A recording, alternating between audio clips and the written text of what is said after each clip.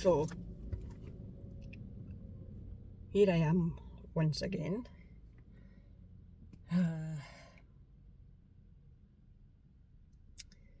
I've literally just pulled up at the uni. Not doing too great today.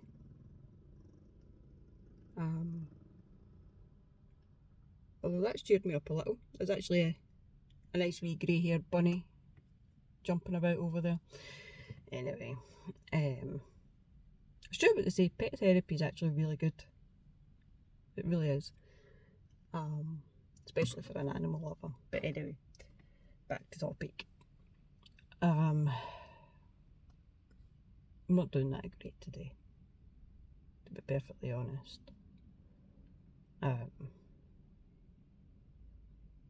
Took a lot to leave the house.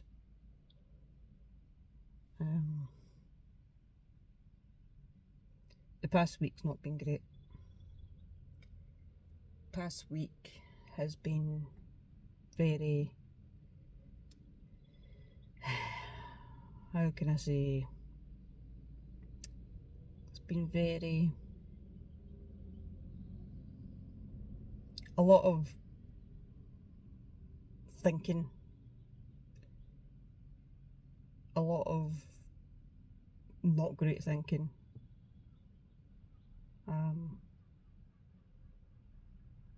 I just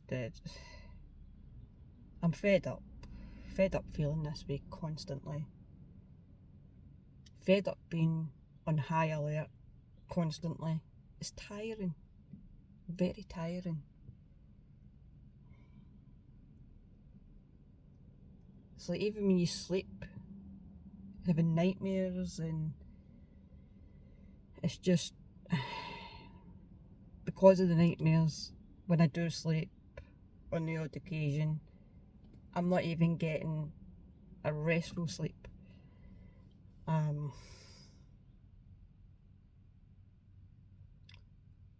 It's difficult, and I feel like I've got no energy. And people don't really understand that. It's mentally draining, and because it's mentally draining, it causes me to be physically drained. It's just it's a vicious circle.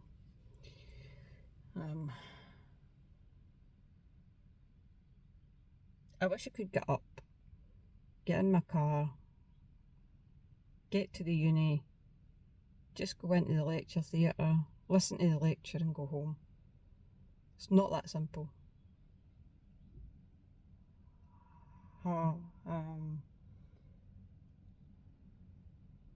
I got some support dropped as well, because anxiety, it hasn't actually been put on my list of conditions from my GP. I just literally found that out Saturday, so I'm not happy about that, considering I've had anxiety issues since school. I've been on antidepressants and anxiety meds since school. So if I don't have anxiety, why the hell am I on anxiety meds? Why the hell was I prescribed diazepam? So I get partly it's my fault because I don't tell the GP everything. Maybe I should, I don't know. But my issue is when I start talking about these things to the likes of a GP or whatever, I just totally break down and I can't get out what I need to say. So I need someone to speak in my behalf, and it's pretty difficult to find someone to speak in my behalf.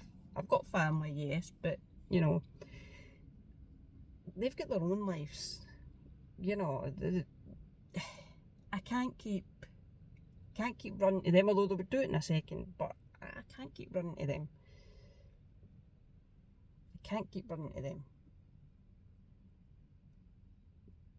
I've got my partner, but my partner doesn't really like talking on the phone. So I tend to avoid a lot of situations.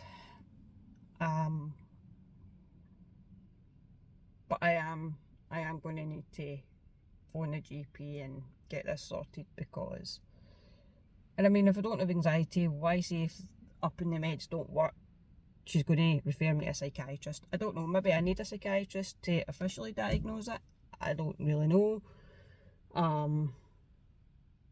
They've got my learning disabilities down on my medical file, so see, this is why I wanted my medical records, because I had a funny feeling that every time I went to the GP about my anxiety, it wasn't getting properly documented, and this goes to prove it. So I'm not happy about that. This would explain why the GPs are avoiding using the term generalised anxiety disorder, even though my GP years ago had told me that's exactly what it is.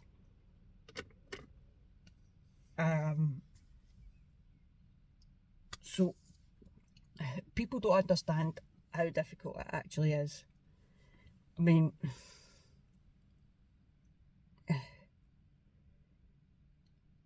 sometimes when you look at me, like right now when you're looking at me, it doesn't look as though there's anything going on. But right now, my head is banging. I can literally feel my heart pounding against my chest. I'm sitting fidgeting. You know, I'm finding it difficult to breathe.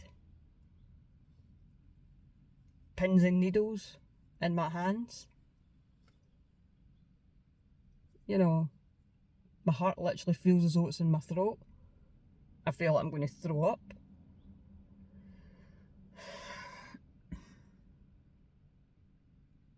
It's just very, very difficult. Very difficult. And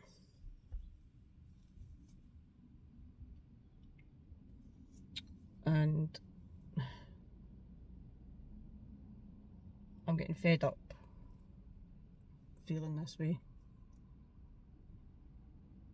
It's not a nice way to feel. It's horrible. It's just, I don't want to keep living life in fear. It's the only way I can put it. In fear.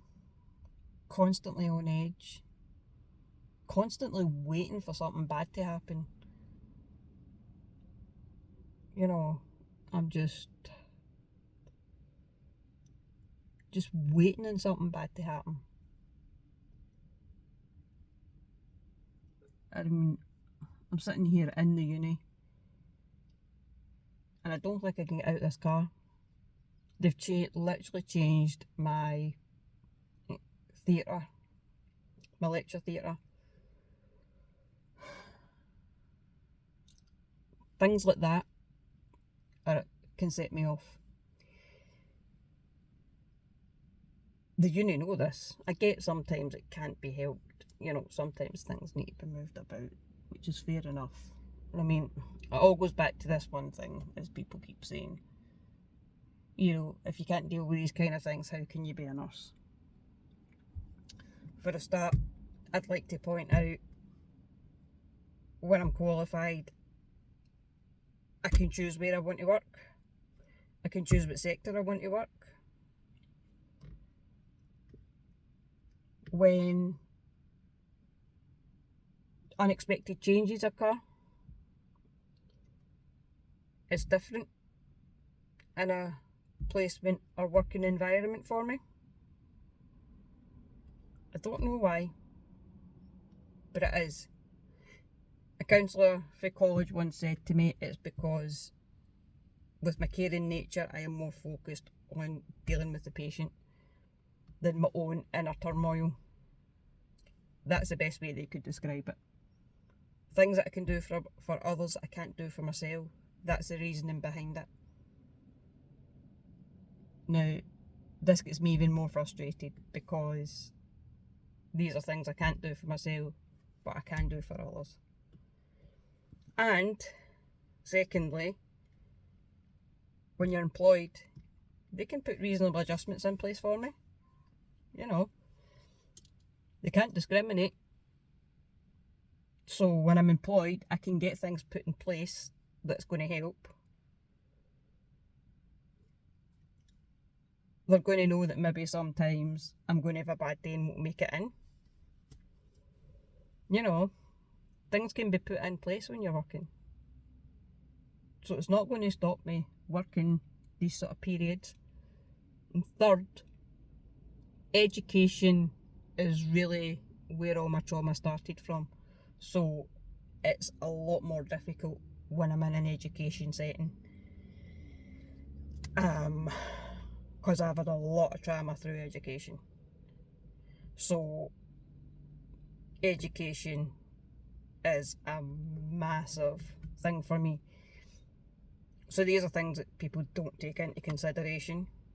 You know, it's not, being a qualified registered nurse is not the same as coming to learn about it. It's not. And the thing is, the only way I can get back into working in care is if I become a nurse. If I don't qualify, then I'll never be able to work in care again. I won't be able to go back.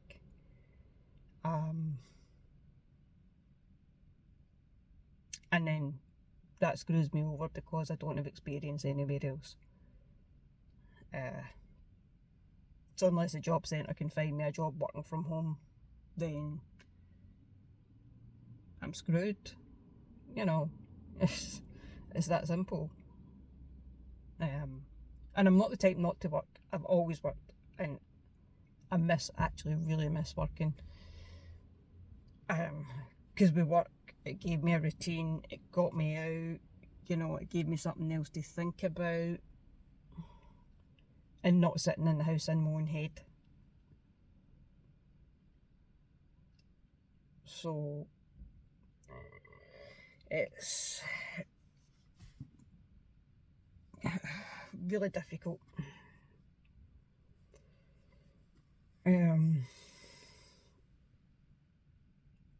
So yeah, I don't think I'm going to make in today.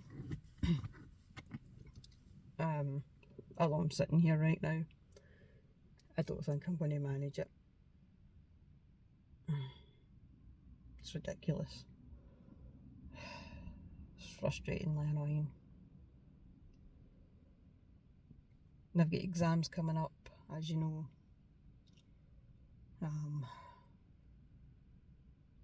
So yeah, today I am going to start on the OSCE videos. So today is going to be the airways.